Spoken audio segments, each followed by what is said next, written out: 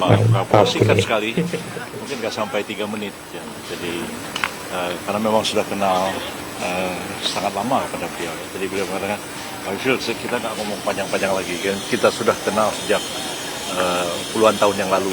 Ya Pak, saya bilang.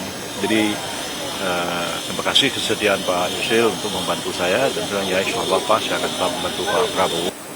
Jadi bidang yang beliau tugaskan itu adalah bidang saya sendiri sebenarnya terkait di bidang hukum dan hak asasi manusia.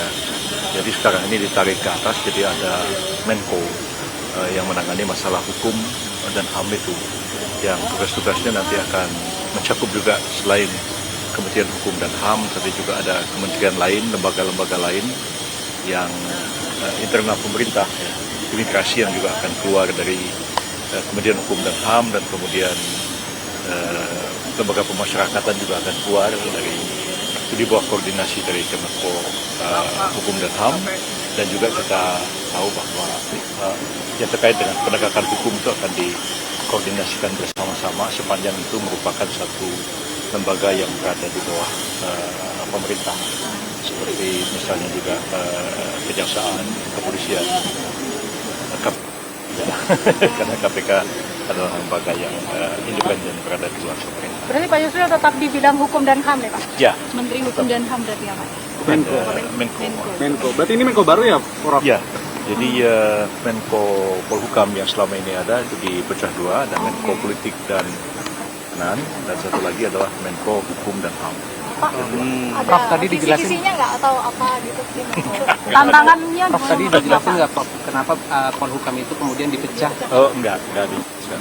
Dan itu memang sudah diskusikan sejak lama oleh tim, dan hari ini enggak lagi mendiskusikan masalah. Tapi kalau Prof Yusril memiliki pandangan memang semestinya dipecah atau seperti apa Prof? Ya bisa juga dipecah, karena memang ruang lingkup tugasnya itu ini ada Menko Hukum dan HAM, memang betul-betul fokus kepada pembangunan hukum dan penegakan hukum itu sendiri. Jadi dipisahkan dari politik dan itu ya berat nggak menurut Bapak? enggak juga sih sebenarnya. Dulunya pun saya sudah menangani masalah yang sama, hukum dan HAM juga, cuman pada waktu itu di bawah koordinasi dari Menko Polhukam. Jadi bidangnya sih tidak sama sekali baru. Pak Yusril, tadi di dalam ada pertemuan dengan Pak Prabowo, apakah menandatangani fakta integritas Pak? Oh sudah ditandatangani beberapa waktu yang lalu.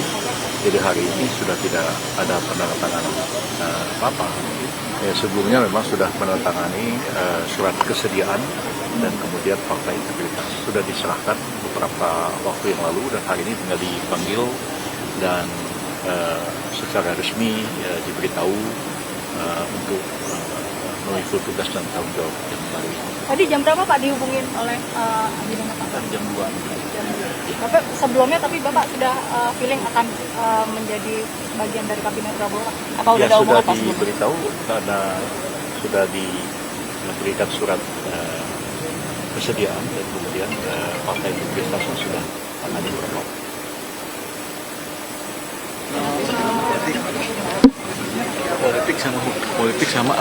Politik hukum dan HAM beda. Di dalam masih ada beberapa tokoh,